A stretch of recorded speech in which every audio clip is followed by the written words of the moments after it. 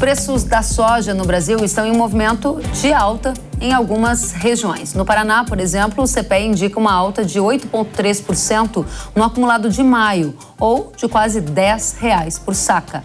Em Mato Grosso, a situação é parecida. O IMEA revela um incremento de quase 8% nos preços neste mês, ou R$ 8,50 por saca. A notícia anima alguns produtores rurais que têm visto uma queda de preço neste ano, né? Acompanharam um acumulado de queda e agora, em maio, essa recuperação. Outro tema que os agricultores seguem de olho é o mercado de fertilizantes. O plantio da soja começa daqui a cerca de 4 meses em alguns estados. E um levantamento preliminar que a consultoria StoneX Brasil está realizando indica que pouco mais de 45% dos fertilizantes para uso no segundo semestre já foram comprados, ante 42% no mesmo período do ano passado. Ou seja, as aquisições que estavam atrasadas agora começaram a avançar, mesmo que ainda lentamente. O que esperar do mercado de soja? O que esperar do mercado de fertilizantes? Vamos tratar disso agora. Os nossos convidados para o painel: Carlos Cogo, sócio-diretor da Cogo Inteligência em Agronegócio. Seja bem-vindo à Jovem Pan News. Obrigado pelo convite. Cogo, vamos começar com você. Daqui a pouquinho, Marcelo Melo, head de fertilizante da StoneX, se junta a nós. E a primeira pergunta é por que o preço da soja disparou. Em maio, a gente pode dizer que foi uma disparada, quase R$10 por saca. Faz diferença, né, Cogo? Faz toda a diferença. O primeiro motivo é externo. As cotações em Chicago, depois das enchentes do Rio Grande do Sul, saltaram em torno de 70 a 80 cents por bushel para cada vencimento. Então, nós saímos de uma faixa lá dos vencimentos até meados do ano que vem, que estava ao redor de $11,50, $11,80, para os atuais $12,20 a $12,40. Isso representou, como você comentou, mais de R$10 por saco. Além disso, tivemos o reforço internamente do dólar, que segue todos os seus vencimentos em dólar futuro acima do 5, e principalmente, no caso do mercado interno, dos prêmios em alta nos portos brasileiros, uma decorrência de uma colheita menor, de menor pressão nos portos, de uma recuperação dos prêmios de maneira mais antecipada neste ano de 2024.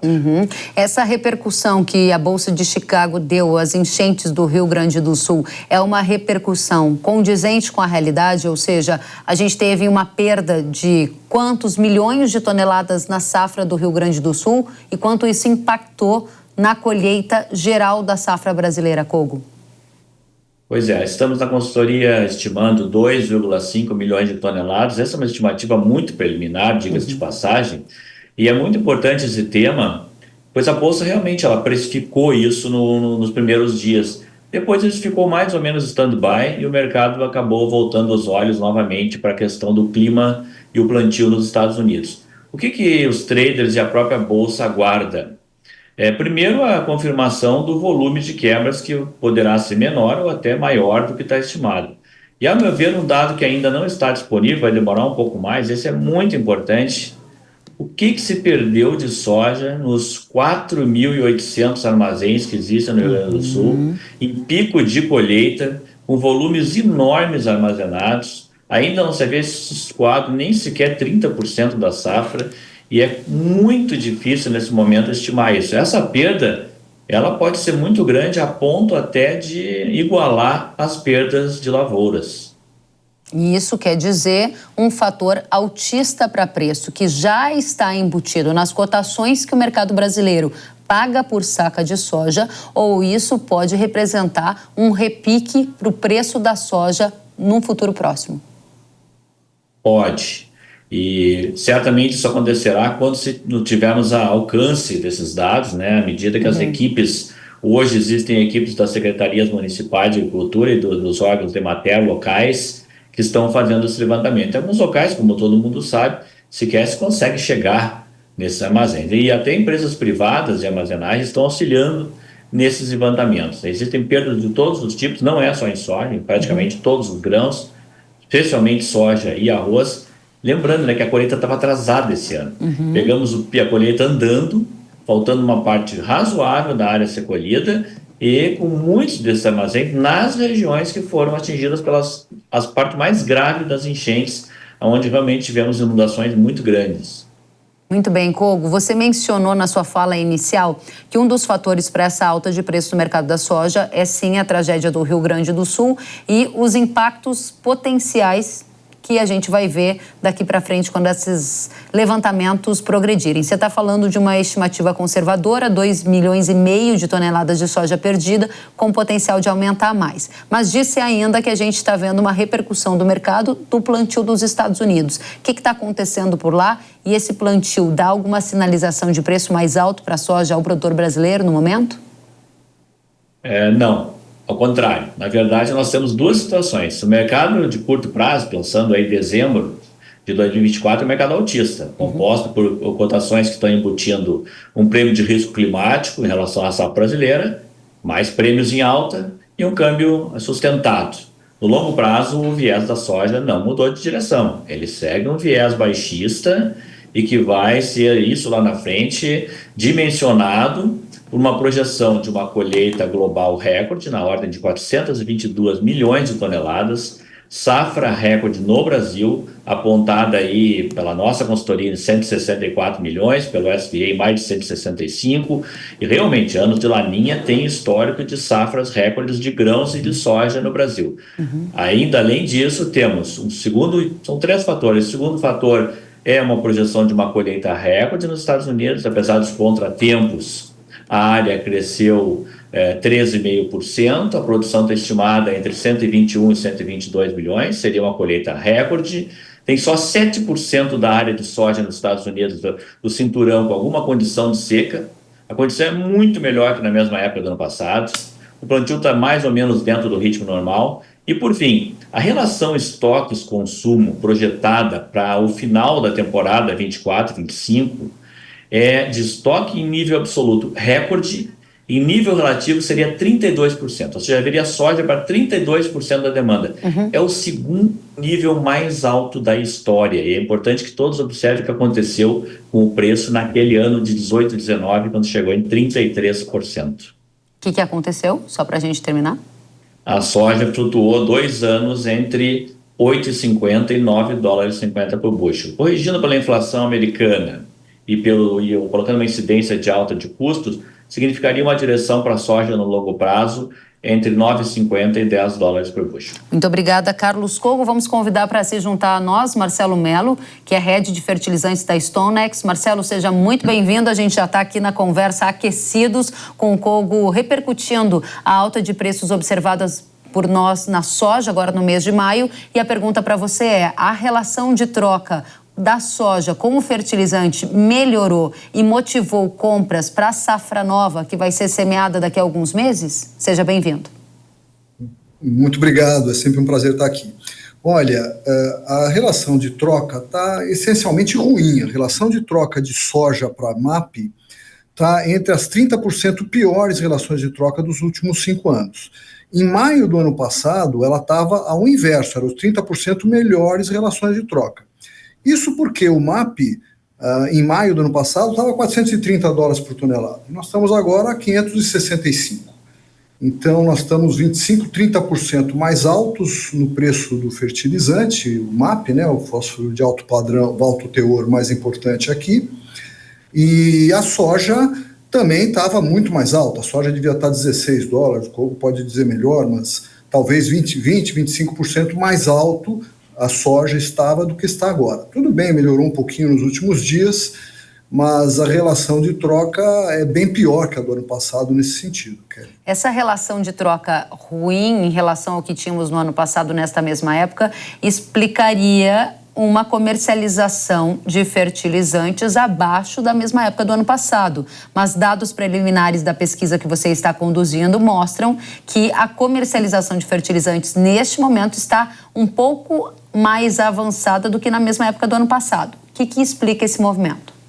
Sim, bom, na verdade a gente não pode dizer que nós estejamos atrasados na negociação de fertilizantes, porque no passado, na verdade, se comprava muito mais perto do plantio. Mas, de fato, nos últimos anos, a partir de 2019, foi se antecipando as compras e nesse sentido nós estamos atrasados sim. Agora, tendo dito isso, acho que um dos motivos que leva a nós estarmos... Nós fazemos uma pesquisa trimestral, e nós estamos concluindo a nossa pesquisa, vamos concluir na semana que vem.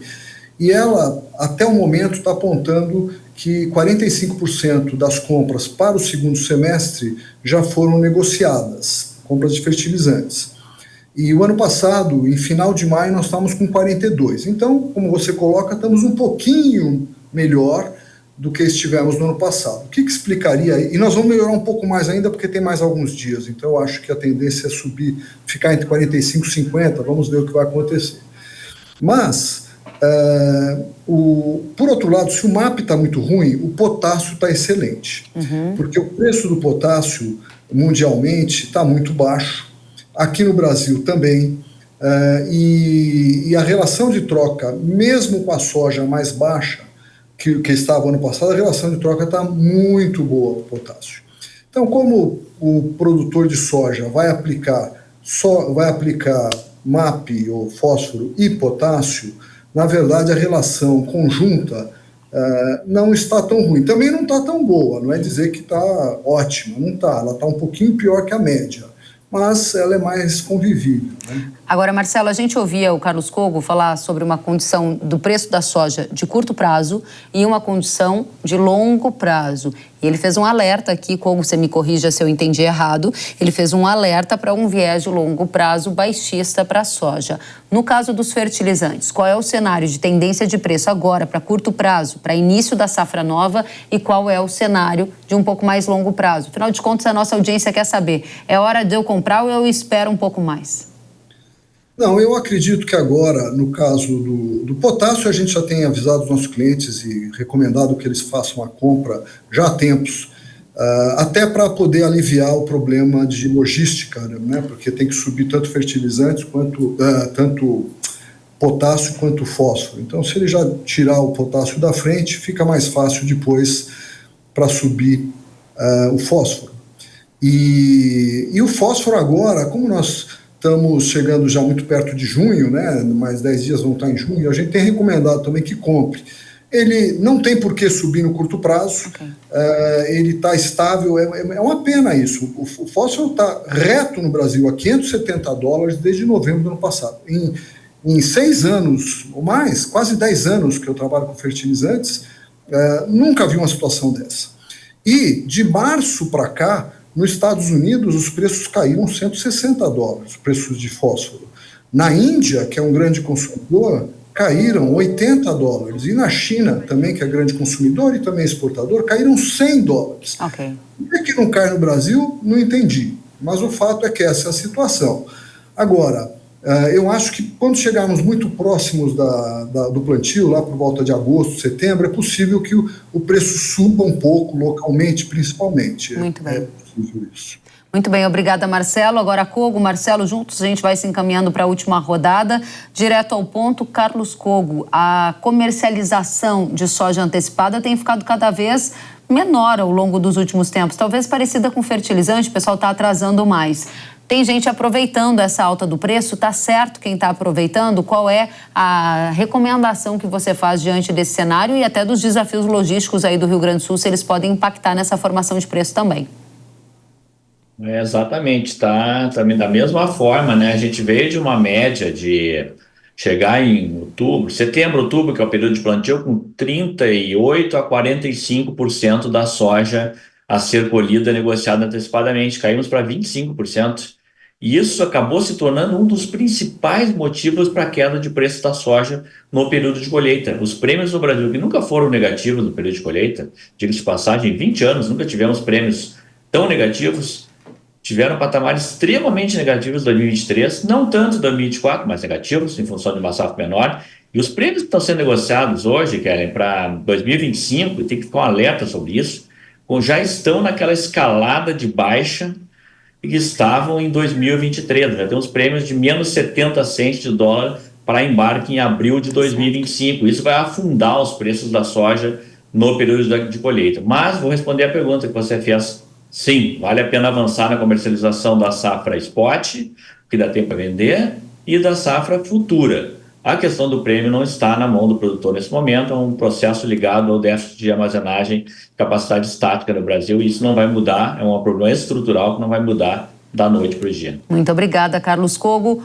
Marcelo Mello, última pergunta para você. O produtor está fazendo a gestão de preço, está esquecendo da gestão de risco logístico? Existe um risco mais acentuado em função do atraso ou da lentidão das compras de fertilizantes? Olha, sim, existe, mas, na verdade, ainda estamos em bastante tempo. Não há problema se fizermos a compra agora, em junho, não há problema. O ano passado, isso se atrasou até para a parte de julho. Aí começa a complicar, aí pode complicar um pouco mais. Mesmo assim, o ano passado não tivemos problemas seríssimos, não. Foi tudo, passou de modo redondo ali. Muito bem. Quero agradecer a vocês, convidar para voltar mais vezes. Carlos Cogo, sócio-diretor da Cogo Inteligência em Agronegócio. Muito obrigada pela sua presença. Marcelo Mello, head de fertilizantes da StoneX. Obrigada pela presença. Voltem sempre. Até a próxima. Obrigado, tchau.